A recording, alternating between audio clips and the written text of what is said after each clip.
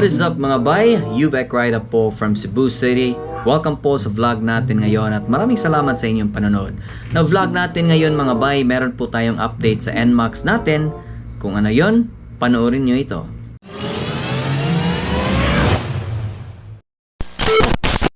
Ayan, so ito na yung current situation ng motor mga bay. Ayan, tingnan nyo.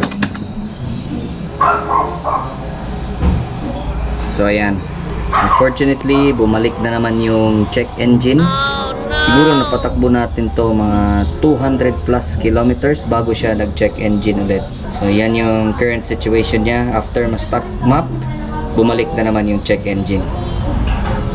Okay, welcome back mga bay. So nakita nyo naman siguro sa video unfortunately bumalik na naman yung check engine sa motor.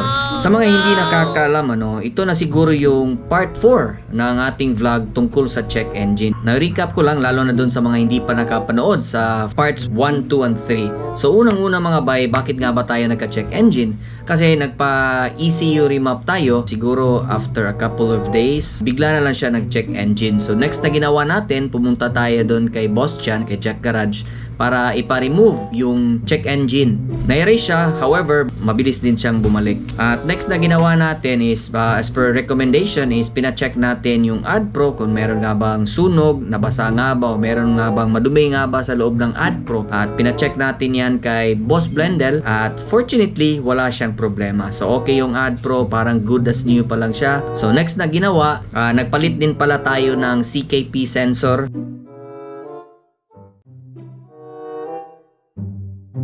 Beware, yung mga nabibili ninyo online, lalo na sa Shopee, hindi po yan genuine mga bay, lalo na sa NMAX at Aerox version 2. Kung gusto niyo makabili ng genuine na CKP sensor, is kailangan nyo bibili ng whole stator assembly. Next na ginawa is nilinisan yung stator, tsaka yung CKP sensor, at ni-remove or dinelete yung check engine.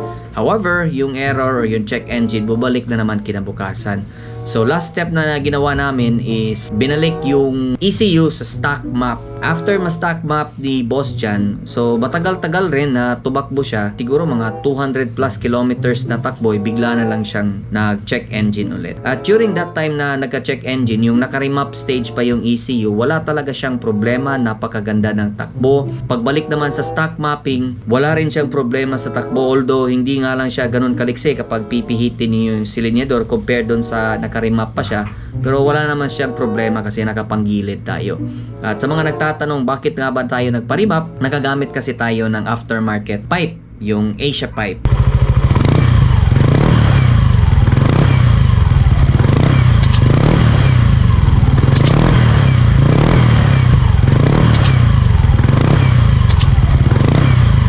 Okay, so piniremap natin para maganda yung AFR or air fuel ratio.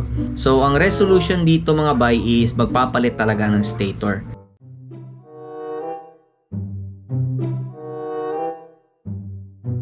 Wala naman siyang problema ngayon sa takbo mga bay. Meron ding nakapag-suggest sa atin na is bumili siya ng aftermarket na ECU. Not quite sure kung anong brand yung ECU na nabili niya. After dun is nawala na yung check engine. Hanggang ngayon, okay pa rin yung motor niya. Wala na siyang check engine. Same stator pa rin yung gamit. So sa case ko mga bay, hindi muna ako magpapalit ng stator hanggat hindi pa siya nag-go-off, hindi pa siya nahihirapan mag-on. So gagamitin pa natin yung stator, hindi muna natin siya papalitan. So ngayon mga bay, tatakbo yung motor natin na merong check engine. So huwag na lang kayo ma-distract kapag mag-vlog tayo at makikita niyo yung check engine. At sa mga nagkakaproblema ngayon, yung mga naka-remap, nag-check engine, I would highly suggest na hayaan nyo na lang mga bay.